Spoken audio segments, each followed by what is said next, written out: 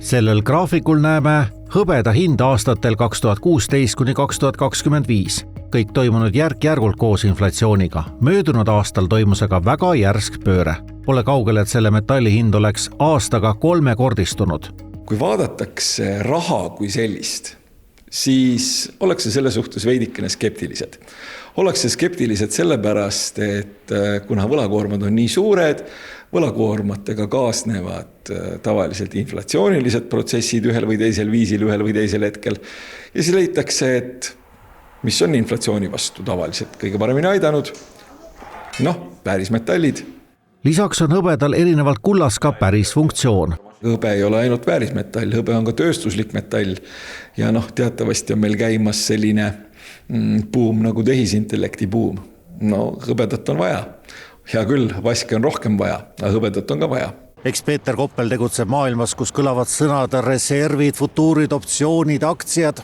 Aga veidi lihtsam inimese jaoks võib siit tekkida küsimus, võib-olla tasuks oma pensionivara koguda hoopis füüsilises hõbedas.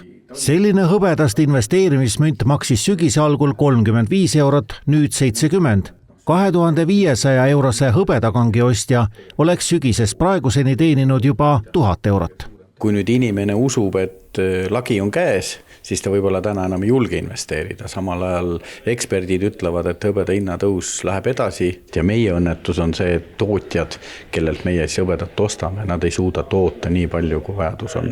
Kuid kullast on hõbe erinev selle poolest, et kulla ostmisel ei pea maksma käibemaksu, hõbeda ostmisel peab. Kahjuks on Eesti nüüd ülejäänud Euroopa Liidu liikmetega ühtemoodi hõbedale ka investeerimistoodetele hõbedast kehtestanud käibemaksu, nii et sa maksad 24%.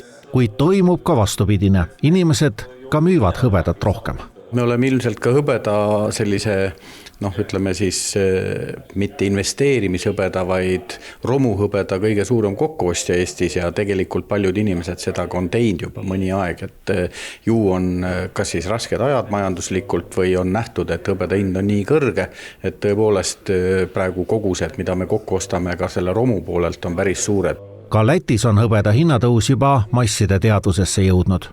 To investīciju sudrabu ļoti maz pārdot, jo cilvēki tomēr grib paturēt sev nākamajām paudzēm, bet viņi saprot to vērtību, kas ir tiem tā saucamiem lūžņiem skapjos, karotes, dakšas, nazīšas, servīzes, dažādas teikaniņas.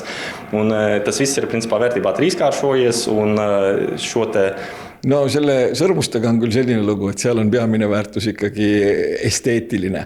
Ja müntidega kipub ka ikkagi niimoodi olema, et väga sageli osa sellest väärtusest on numismaatiline. Ja need on hoopis teised kategooriad. Mina räägin puhtalt metallist ja sellest, et need tõusupõhjused on olnud struktuursed ja need põhjused ei ole praeguse seisuga kuhugi kadunud.